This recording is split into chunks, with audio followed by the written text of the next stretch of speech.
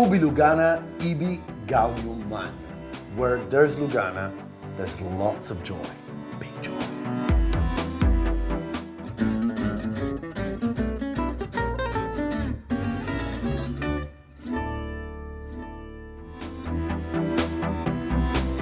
Look at these guys. The waves, the gentle waves of Italy's largest lake, Lake Garda. Perfumes, Mediterranean perfumes. Citrus, the beautiful olive groves. There's some brininess like the dry olives, but also the lemon trees, the lemon peel that you can find all across the lake. And a wonderful gun fleet.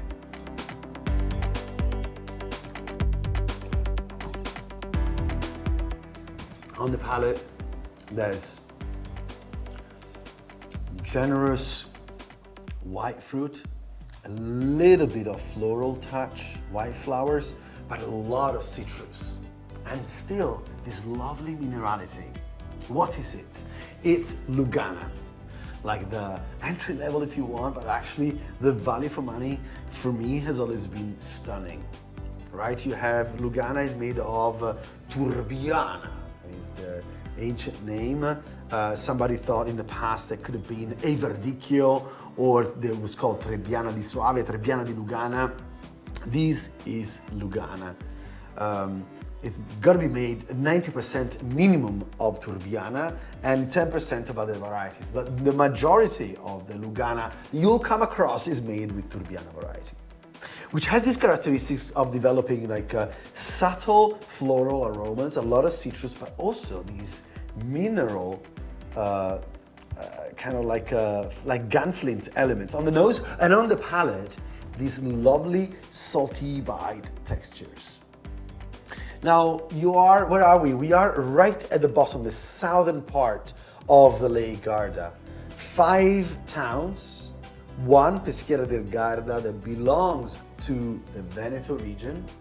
By the way, this part of the Lake Garda was basically cleaned and made into a beautiful spot of the world by the Venetian Republic.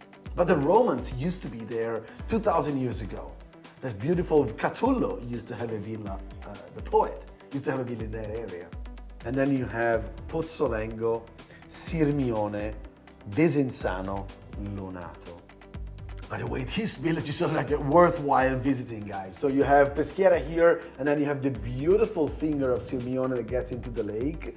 And then you just move about with Pozzolengo on the hinterland, and then going down to Desenzano and Lonato on the other area. So a little bit hillier on this side, a little bit flatter on the other side. A lot of this wine is exported around the world, and I wish more would be kept here in Italy. You can come across like a straight Lugana, which is like produced, and you can find it in the market a few months after the harvest, which is like clear, bright, transparent, like the one I just described. Or otherwise you can go for a Superiore with 1 year of aging, or the Riserva with some extra texture, sometimes of oak in it. A Vendemmia Tardiva, which is like a late harvest with more residual sugar, we'll talk about it. And then the sparkling Lugana. So whichever you pick, make sure that you just get a nice bottle, chilled, and enjoy it with whatever you want, aperitivo, fish, or just by itself. Have you watched our next video yet? Well, if you haven't done it, go for it right now. And for more tips, tricks, and of course, love, you gotta follow our channels and subscribe our social media. It's the opposite. Follow our social media and subscribe our channel.